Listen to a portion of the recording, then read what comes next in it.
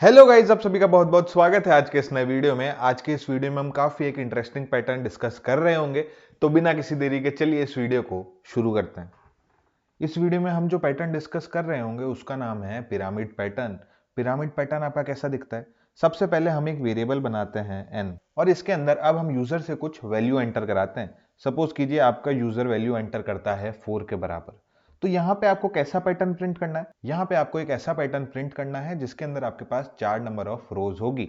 तो हमारा पैटर्न कुछ ऐसा दिख रहा होगा। यहाँ पे मैं आपको ये प्रिंट करके बता देता हूँ। आपको ये वाला पैटर्न प्रिंट करवाना है। इसको हम बोलते हैं पिरामिड पैटर्न। आपने अगर पिरामिड देखे हैं तो वो इस शेप के होते हैं, इसलिए हम इसको पिरामिड पैटर्न बोलते हैं।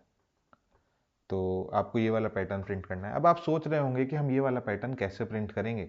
यहाँ पे आपको कुछ चीज़ों का ध्यान रखना है।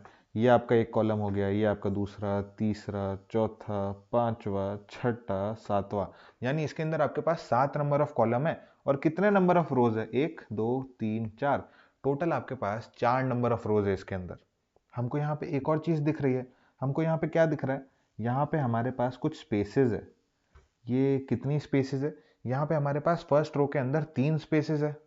सेकंड रो के अंदर कितनी है? सेकंड रो के अंदर हमारे पास 2 स्पेस है। थर्ड रो के अंदर हमारे पास 1 स्पेस है। तो यहाँ पे मैं ऐसा कुछ लिख सकता हूँ, ये वाला जो आपका पैटर्न है, ये स्पेसेस प्लस स्टार्स का एक मिक्सचर है। क्योंकि हमारे पास यहाँ पे स्टार्टिंग में स्पेसेस है। यहाँ पे भी आप देखेंगे, यहाँ पे भी स्पेस है, यहाँ पे भी स्पेस है। तो पहले आपकी स्पेस आ रही है, उसके बाद आपका स्टार आ रहा है। तो हमको सबसे पहले तो आउटर लूप चलाना है आपके n के बराबर, यानी जितने नंबर ऑफ रोज होगी आपकी उतनी बार आपका आउटर लूप चल रहा होगा। लेकिन हमको इसके अंदर 2 बार इनर लूप लिखना पड़ेगा। एक लूप हम लिख रहे होंगे आपकी स्पीसीज के लिए, दूसरा लूप हम लिख रहे होंगे आपके स्टार्स के लिए। तो आइए चलिए इसको समझते हैं, हम ये वाला पैटर्न कैसे प्रिंट कर रहे होंगे। तो चलिए हम सबसे पहले हमारा आउटर लूप लिखते हैं। For int i is equal to 1, i is less than equal to n, और यहाँ पे हम i को इंक्रीमेंट कर देते हैं। अब इसके बाद हमको यहाँ पे ध्यान रखना है, सबसे पहला लूप हमारा चलेगा स्पेसिस के लिए, दूसरा लूप चलेगा स्टार्स के लिए। अब स्पेसिस के लिए हमको लूप कहाँ तक चलाना है, ये हमको चीज़ ऑब्जर्व करनी है। यहाँ पे मैं लिखता हूँ आपकी रो, यहाँ मैं आपके लिखता हूँ स्पेसिस। तो फर्स्ट रो के अंदर आपके पास 3 स्पेसेस है, सेकंड रो में आपके पास 2 स्पेसेस है, थर्ड रो में आपके पास 1 स्पेस है, और फोर्थ रो में आपके पास कोई भी स्पेस नहीं है। इससे हमको ये समझ आ रहा है कि जो भी आपका ये स्पेसेस वाला लूप है, इसको हम n-i तक चला सकते हैं। जब आपके i की वैल्यू 1 होगी और n की वैल्यू तो हमको पता है 4 है, तो ये लूप 3 बार चलेगा। फिर आपके i की वैल्यू जब 2 के बराबर होगी तो ये लूप 2 बार चलेगा। तो हमको इतना तो समझ आ गया कि ये जो स्पेसिस वाला लूप है ये हमको n-i टाइम्स चलाना होगा। यानी इसका मतलब हम यहाँ पे ये कोड लिखते हैं, for int j is equal to 1, j is less than equal to n-i, और j को इंक्रीमेंट कर देते हैं। और हमको यहाँ पे प्रिंट क्या करवाना है? आपको यहाँ पे कुछ भी प्रिंट नहीं कराना है, आपको सिर्फ और सिर्फ एम्प्टी स्पेसेस प्रिंट करवानी है। यहाँ पे लूप जब रन होगा आपके पास यहाँ पे 1 स्पेस, 2 स्पेस, 3 स्पेस प्रिंट हो रही होगी। अब हमने ये स्पेसेस तो प्रिंट करवा दी, लेकिन अब हमको स्टार्स भी प्रिंट करवाना है। स्टार्स आपके दूसरे वाले इनर लूप के अंदर प्रिंट हो रहे होंगे। तो यहाँ पे मैं एक दूसरा इनर लूप चला लेता हूँ, और इसको भी यहाँ पे मैं जे ही नाम देता हूँ। और अब आपका ये दूसरा वाला इनर लूप कितनी बार चल रहा होगा, चलिए वो समझते हैं। पहली रो के अंदर हमारे पास, यहाँ पे मैंने जैसे स्पेसेस को रिप्रेजेंट किया था, यहाँ पे मैं स्टार्स को रिप्रेजेंट करता हूँ।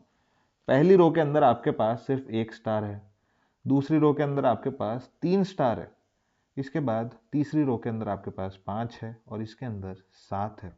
यानी आप यहाँ पे एक चीज़ ऑब्जर्व करें तो आपको समझ आएगा कि यहाँ पे अगर मैं 2 इंटू आई कर दूँ, यानी 2 इंटू 1 कर दूँ, तो इसका आंसर आपके पास 2 आता है। इसको अगर 1 से माइनस कर दूँ तो आपका आंसर 1 आता है। तो यानी आपकी पहली रो के अंदर एक बार आपका लूप चल रहा होगा। चलिए इस केस की बात करते हैं। 2 इंटू आई करने पे आपके पास 2 इंटू 2 हो जाता है, जिसका आंसर है 4। और 4 को मैं अगर -1 कर दूं तो आपका आंसर आता है 3 के बराबर। तो स्टार्स वाले केस के लिए 2 इंटू आई -1 टाइम्स हम ये लूप चला रहे होंगे। आप में से हो सकता है बहुत लोगों को ये वाला फॉर्मूला डिराइव करने में दिक्कत आए। कोई बड़ी बात नहीं है, अभी आपकी जर्नी की शुरुआत है। आप धीरे धीरे करके इन पैटर्न्स के ये फॉर्मूलाज को अपने आप खुद से डिराइव कर सकते हैं। ये एक सॉल्यूशन है, आपका खुद का भी अपना एक अलग सॉल्यूशन हो सकता है। ये जस्ट एक तरीका है एक आंसर को निकालने का। आपके पास हो सकता है अपने खुद के अलग तरीके हों और खुद का एक अलग फॉर्मूला है, तो कोई बड़ी बात नहीं है। धीरे धीरे करके हम लॉजिक बिल्डिंग सीख रहे होंगे, तो फिलहाल हम इसी फॉर्मूला को यूज करके अपने स्टार्स को प्रिंट करवा रहे होंगे। यहाँ पे मैं इसको लिख देता हूँ। यहाँ पे आपका जे कितनी बार चल रहा होगा? जे आपका चल रहा होगा 2 × i-1 टाइम्स, और फिर हम जे को इंक्रीमेंट कर देंगे। यहाँ पे आप प्रिंट करवा दीजिए सी आउट स्टार्स को, और जैसे ही आपके दोनों इनर लूप खत्म होंगे, आपको यहाँ पे एक एंड लाइन कैरेक्टर देना है। तो कुल मिला के आपका लूप कुछ ऐसा दिख रहा होगा। चलिए अब मैं इसको आपको ड्राई रन करके बताता हूँ। सबसे पहले आपने i को यहाँ पे डिफाइन किया है, तो सबसे पहले यहाँ पे मैं एक मेमोरी ब्लॉक बनाता हूँ i के लिए और इसके अंदर 1 स्टोर कराता हूँ। उसके बाद आप इस लूप में जा रहे होंगे जहाँ पे आपने j को भी डिफाइन किया है, तो यहाँ पे मैं j को भी डिफाइन करके 1 के बराबर कर देता हूँ। और आप याद रखिए आपने एक वेरिएबल बनाया है जिसके अंदर आपने 4 स्टोर करवाया है। तो जब भी आप इस लूप के अंदर जा रहे होंगे तो यहाँ पे आपकी कंडीशन चेक होगी, j is less than equal to n minus i. n क्या है? n इज इक्वल टू 4, और i क्या है? i है हमारा 1 के इक्वल। तो क्या हमारा j 3 से छोटा है या उसके इक्वल है? हाँ, हमारा j तो 3 से छोटा है।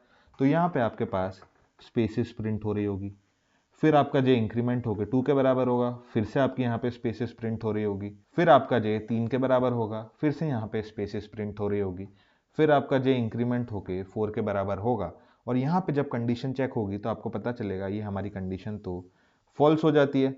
तो हम इस इनर लूप से बाहर आ रहे होंगे और अब हम दूसरे इनर लूप में एंटर कर रहे होंगे। यहाँ पे हमने j को वापस ही इनिशियलाइज कर रखा है 1 से। इसके बाद क्या होगा?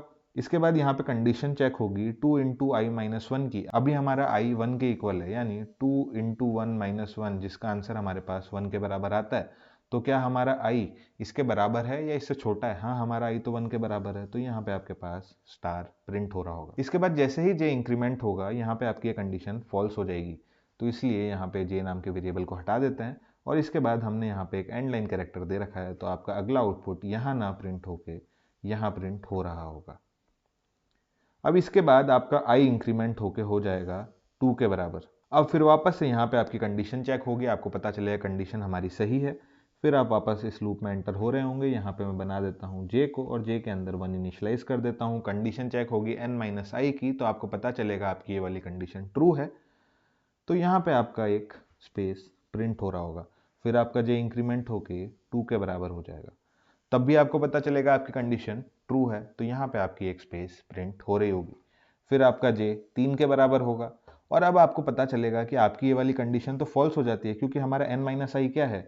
n - i हमारा 4 - 2 इज इक्वल टू 2 के बराबर है। लेकिन आपका j तो बड़ा हो गया, तो हमारी कंडीशन यहाँ पे ब्रेक हो जाती है। तो यहाँ पे आप इस लूप से बाहर आ रहे होंगे दूसरे इनर लूप की तरफ। दूसरे इनर लूप में आपने j के अंदर 1 इनिशियलाइज कर रखा है, और j की कंडीशन क्या है? 2 × i - 1, यानी 2 × i क्या है? 2 - 1, यानी 4 - 1 इक्वल टू 3।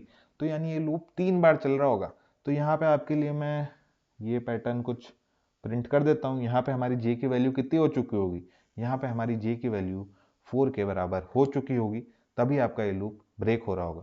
कुछ इसी हिसाब से आपका ये पूरा पैटर्न यहाँ पे प्रिंट हो रहा होगा। मुझे उम्मीद है आपको ये समझ आ रहा होगा। अब एक बार हम इसको VS कोड में इम्प्लीमेंट करके देखते हैं। यहाँ पे मैं एक आउटर फॉर लूप चलाता हूँ, int i is equal to 1, i is less than equal to n और i प्लस प्लस। अब मैं यहाँ पे आपके 2 इनर लूप चलाने वाला हूँ। एक मैं चलाऊंगा यहाँ पे आपके स्पेसेस के लिए, यहाँ पे मैं लिख देता हूँ, और फिर यहाँ पे हम इस लूप को चलाते हैं int j is equal to 1, j is less than equal to. अब यहाँ पे हमारी कंडीशन क्या थी? n - i, ठीक है। और यहाँ पे हम इस j को इंक्रीमेंट कर देंगे, यानी ये लूप के अंदर हमको स्पेसेस प्रिंट करवानी थी, तो हमने यहाँ पे स्पेसेस प्रिंट करा दी। अब हमको अगला लूप चलाना है स्टार्स के लिए। स्टार्स के लिए हमारी कंडीशन क्या थी? सोचिए, स्टार्स के लिए हमारी कंडीशन थी 2 × i - 1 की, यानी यहाँ पे 2 × i - 1 मैं लिख देता हूँ, और j प्लस प्लस यहाँ पे मैं करवा देता हूँ। और सी आउट क्या कराना है? सी आउट हमको कराना है स्टार्स को। और इसके बाद यहाँ पे जैसे ही लूप आपका ख़त्म होगा, हमको एक एंड लाइन कैरेक्टर देना है। आपका कुछ अब स्टार पैटर्न प्रिंट होके आ रहा होगा। मैं यहाँ पे एक बार इसको आपको टर्मिनल से रन करके बता देता हूँ। और अब इसके अंदर मैं 4 वैल्यू एंटर करता हूँ। आपके पास यहाँ पे ये वाला पैटर्न प्रिंट होके आ रहा है, 1 स्टार शायद हमारा यहाँ पे मिसिंग हो रहा है। यहाँ पे मैं इक्वल टू का सिंबल लगा देता हूँ और अब आपको चला के बताता हूँ और यहाँ पे 4 एंटर करवाता हूँ। तो अब आप देख सकते हैं आपका पूरा पिरामिड पैटर्न यहाँ पे प्रिंट होके आ चुका है। मुझे उम्मीद है आपको ये वीडियो अच्छा लगा होगा, समझ आया होगा। मिलते हैं आपसे अगली वीडियो में, तब तक के लिए थैंक यू फॉर वॉचिंग।